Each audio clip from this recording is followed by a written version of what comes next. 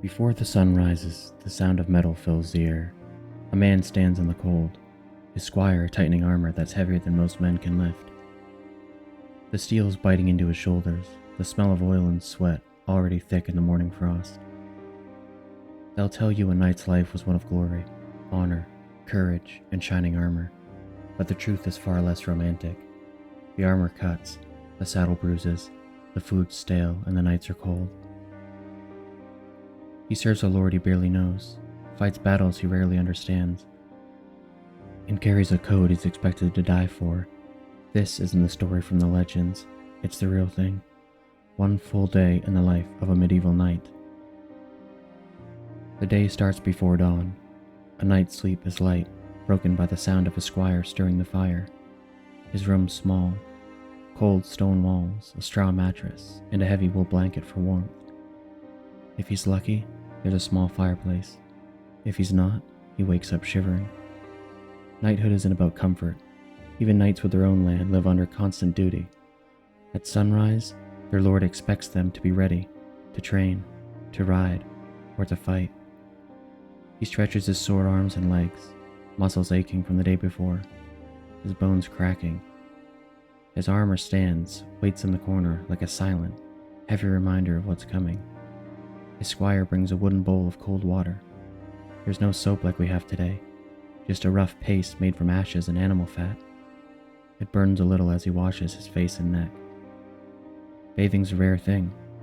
A full bath might happen once a week, maybe even once a month. Water has to be carried, heated, and poured into a wooden tub. Most mornings he just washes what's visible, his face, hands, and sometimes his hair. Cleaning his teeth's no better. He rubs them with a rag dipped in vinegar or wine, or chews on herbs like sage or mint to hide the taste of decay. No toothbrush, no toothpaste. His breath smells like old meat and ale. His underclothes, rough linen, are changed when he can, but many days he wears the same sweat-soaked ones. Over them he puts a thick padded jacket to cushion the metal armor that goes on top. The chain links rub against his skin, leaving red marks if he wears too long. The smell of iron, leather, and sweat becomes a part of him. Before eating, he prays. A short Latin blessing, mumbled out of habit.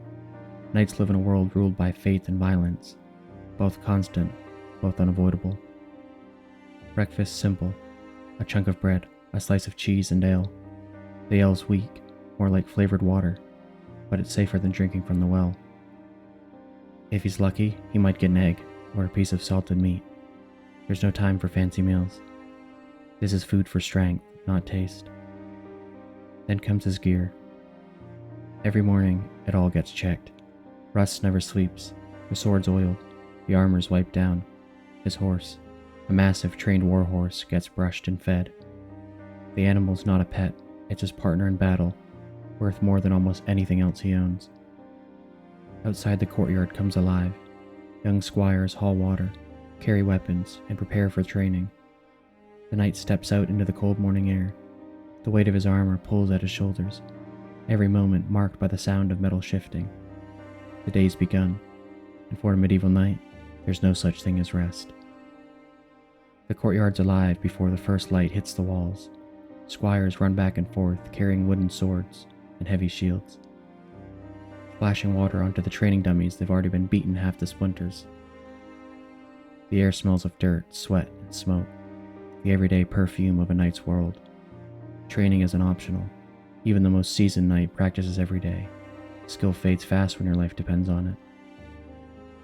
He starts with stretches and slow sword drills. Each swing's deliberate, meant to build endurance, not flash. A real fight's quick and brutal. There's no time for fancy moves. The armor's heavy, so every motion burns the shoulders and legs.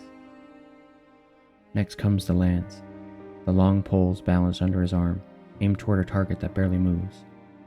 A squire pushes it upright again every time it shatters. It's loud, exhausting, and dangerous. One bad grip in the force can snap a wrist or shoulder. Knighthood might have promised glory, but most days it's just pain. Sweat pours under his armor, soaking through the padding. The chain rubs against his skin until it's raw. His palms blister and harden, layer over layer, until he can barely feel them. When training ends, his muscles scream. The squire helps unbuckle the armor piece by piece. He wipes himself down with a rag, but there's no time for water or another wash. He takes a drink. Weak ale again, the only safe liquid around. Then he eats a midday meal. It's a bowl of thick stew made from barley and onions, and a bit of salted pork or leftover meat. Bread's always there to soak up what's left. Sometimes he eats in silence. Other times, he and the other knights trade jokes or argue about who's the better fighter. But it's not just about swinging a sword. A knight's expected to manage land if he owns any, collect rents, oversee crops, or ride out to settle disputes. And if he doesn't own any land, he serves a lord who does. That means errands, guarding roads, or escorting messengers through dangerous countrysides. His horse's life is tied to his own. Every afternoon he checks the animal himself, brushing the coat, clearing stones from its hooves, making sure the saddle's straps are clean and strong. A broken strap in battle could mean death. The relationship between knight and horse isn't built on love, it's built on trust. That horse has been trained to charge through blood and screaming, to ignore fear, to move as the man moves. If one panics, both die. After that, there's more weapon care. The sword gets wiped and oiled again, the edge sharpened with a whetstone until it could cut through cloth. The armor's checked for dents, every link, every buckle, every leather strap's watched closely. Rust or weakness could kill a man just as surely as an enemy's blade. By late afternoon, the heat becomes unbearable. The armor traps everything: sweat, breath, exhaustion. He feels the world through a layer of metal. He's constantly sore, his skin covered in bruises and scars. There's no real comfort, even when he sits.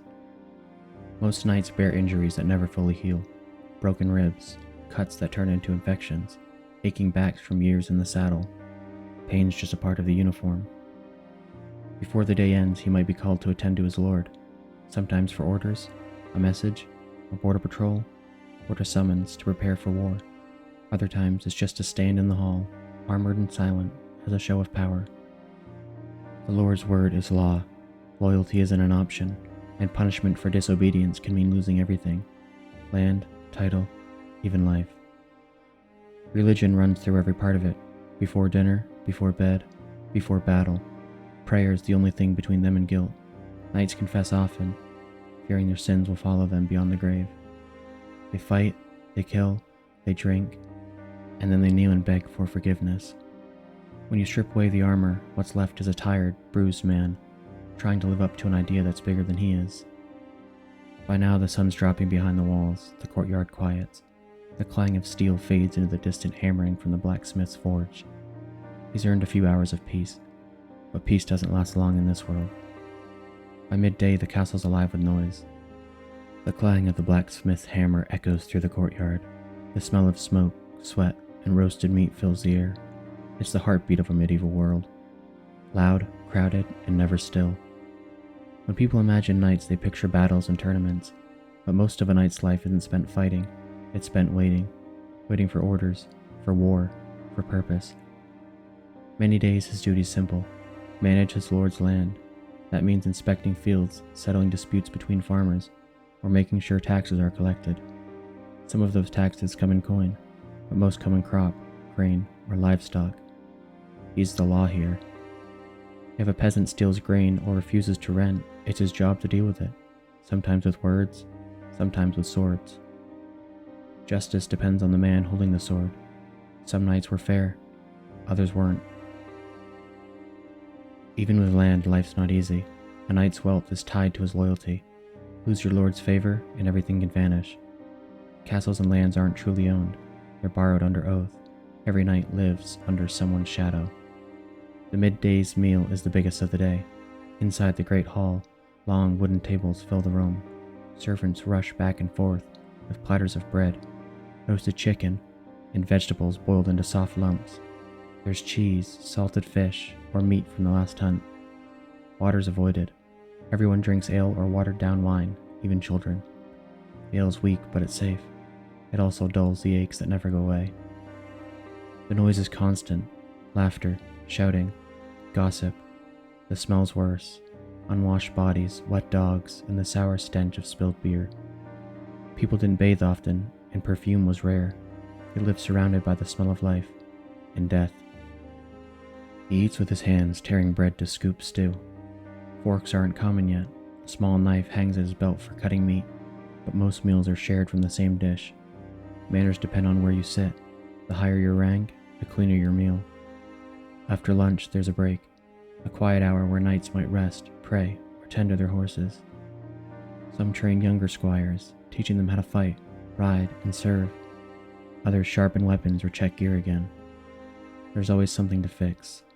Straps crack, chain links break, boots rot. Armor's expensive, but maintaining it is endless work. A good knight spends as much time taking care of his equipment as using it. When not training or working the land, a knight often travels. He might escort merchants, guard roads, or deliver messages across the countryside. Bandits, rival lords, and angry peasants make travel dangerous. Every ride could be your last. For all his power, he's still a servant, sworn to obey his lord in the church. His life's built around oaths, loyalty to his master, protection of the weak, service to God. But those ideals rarely survive contact with the real world. He's told to protect the poor, but also ordered to collect their taxes. He's told to fight for justice, but often fights for profit. And he's told to serve God, even as he kills in his name. That contradiction sits heavy on a man's conscience. Some nights drink to forget, others pray harder, some just stop thinking about it. When the sun climbs high, he strips off his armor to cool down. The padded jacket underneath is soaked through sweat, stiff from salt. There's no way to wash it daily. He'll wear it again tomorrow, even dirtier. Fleas and lice are constant companions. Everyone has them. Even nobles scratch at their skin, pretending not to notice. By now he's tired, muscles burning, armor hot to the touch, but he doesn't complain. A knight's body is expected to break down quietly. When the bells ring for afternoon prayer, he stops what he's doing, kneels, and crosses himself. For a brief moment, the violence of his life pauses. The hall's quiet, the courtyard stills. It's a small, shared breath before the noise starts again. When he stands, his knees crack. His hands ache from gripping the sword hilt all morning. His eyes are tired, his body covered in bruises that'll fade by the next week. Just in time to earn new ones. Still, this is the life he's chosen. It's not peace he lives for, but purpose. And purpose for a knight always leads back to war. When people think of knights, they picture romance, men in shining armor rescuing women, writing poems and swearing eternal love. That's the version told in songs. The truth is a lot more rough. Marriage for a knight isn't about love. It's about land, status, and alliances. A wedding's a contract between families, not a fairy tale. A noble father gives his daughter to a knight because it strengthens his position. Because the knight's loyalty, skill, or property can bring protection. For the man, marriage means duty, a way to secure heirs and keep his bloodline tied to power. For the woman, it often means giving up freedom before she even understands what it is. If the knight's lucky, his wife's kind. If he's not, they live together like business partners who share a roof but not a heart. That doesn't mean that emotion doesn't exist, only that it doesn't matter that much. Most knights spend months or even years away from home, riding for their lord or fighting abroad. Letters are rare and travel slow. Many wives run their estates while their husbands are gone, managing servants, farms, and defenses. Some were smarter and stronger than the men they replaced.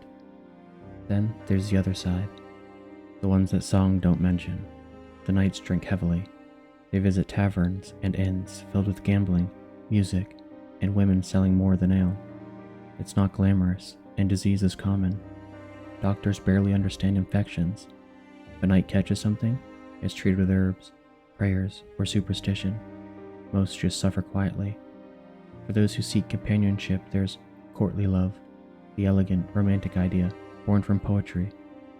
It's about admiring a noble lady from afar, writing her letters, calling her perfect and pure, but it's mostly fantasy invented by poets and storytellers.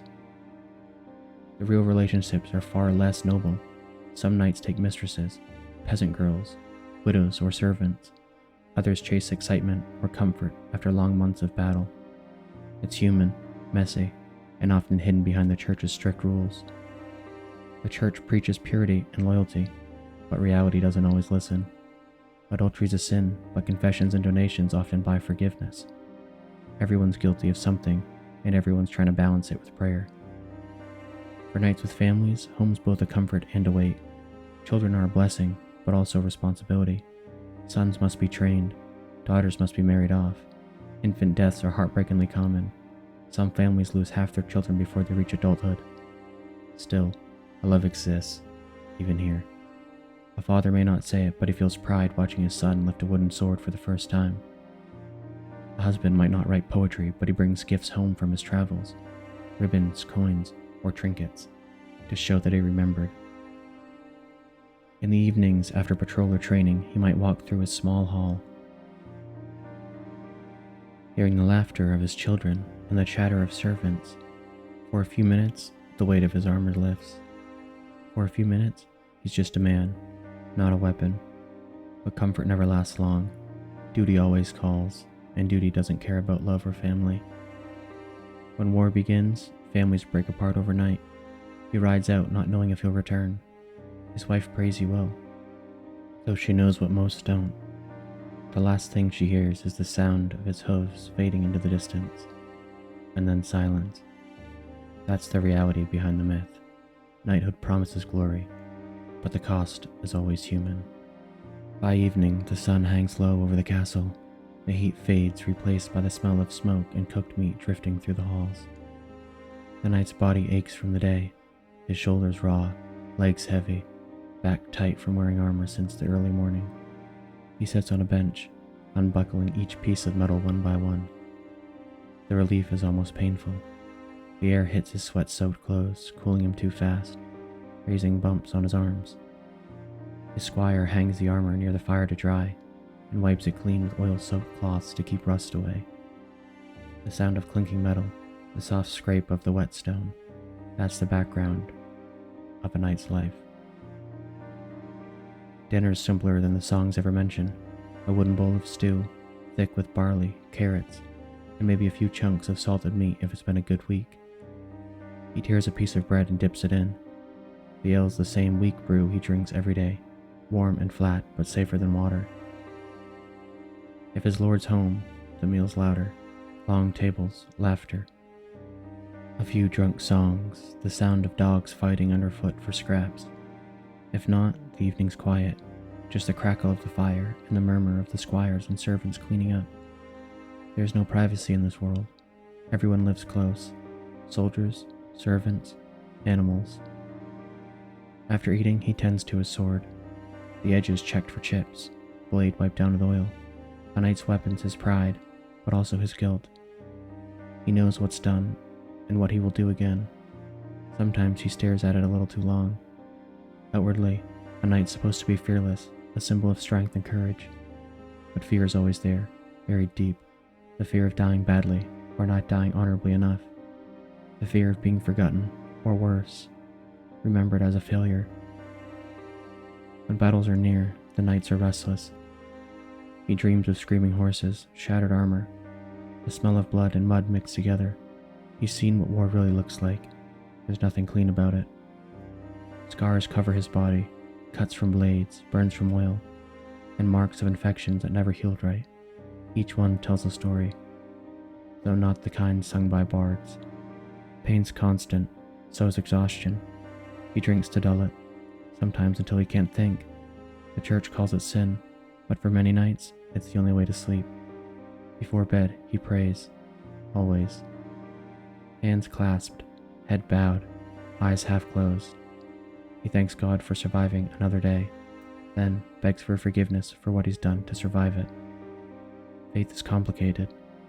The church says killing is wrong, yet blesses every sword before battle. Knights are told they fight for justice, yet they raid villages and spill innocent blood in their lord's name. The weight of that doesn't go away, it just settles deeper each year. Sometimes he talks to no one. He just sits near the dying fire, listening to the crackle of the wood, the snoring men nearby, and the wind pushing through the stone halls. It's quiet but not peaceful. His armor may be off, but the weight's still there. The duty, the memories, the guilt. All of it stayed with him long after the day is done. He finally lies down on the straw mattress. It's rough, lumpy, and smells faintly of damp hay. A wool blanket scratches his skin. His sword stays within reach, close enough to grab in the dark if needed. Sleep comes slow, and when it does, it's not kind. Tomorrow will be the same. Another dawn, another day of armor, pain, and duty. And still, he'll rise, because that's what knights do. When people look back at history, they see the shining armor first. They see the knight as a symbol of courage, the perfect hero of violent age. But that's a story we built long after the mud dried and the blood was washed away. The real life of a knight was far from romantic. It was discipline, pain, duty, and fear wrapped in steel. A man was measured not by his kindness, but by obedience, by how well he served his lord, not how pure his heart was.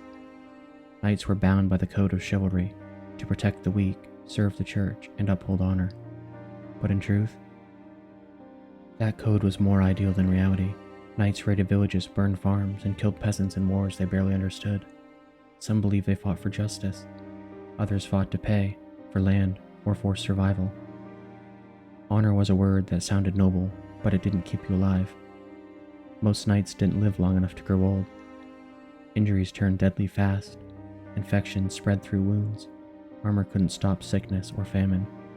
Many died young, not in glorious battle, but from fever, infection, or a horse's kick, and yet they endured. Because knighthood wasn't just a job, it was an identity. It was who they were, even when it broke them. They believed that service and sacrifice could give their lives meaning, that through loyalty, through faith, they could become something greater than a man. But when the armor came off, what was left was still human, tired, scared, and haunted. When you strip away the myths, the songs, and the stories, you're left with this simple truth. A knight was a man trying to live up to an impossible standard in a brutal world. He dreamed of glory, but lived in pain. He fought for honor, but found only survival. And every night, he laid down his sword knowing tomorrow would demand it all again. The armor shone in the stories. In reality, it was caked in mud, sweat, and blood, a reflection not of perfection, but endurance. History remembers the knights for his armor, for his shine, the courage, the myth. But the real story is the man underneath it, a man who woke up sore, fought hungry, prayed guilty, and carried on anyway. That's the kind of history that never fades, the kind that still breathes beneath the dust and the silence. This has been Sleeping with History, where the past never truly rests, and neither do we. Make sure to like, comment, and subscribe, and let me know where you're watching from and what time it is.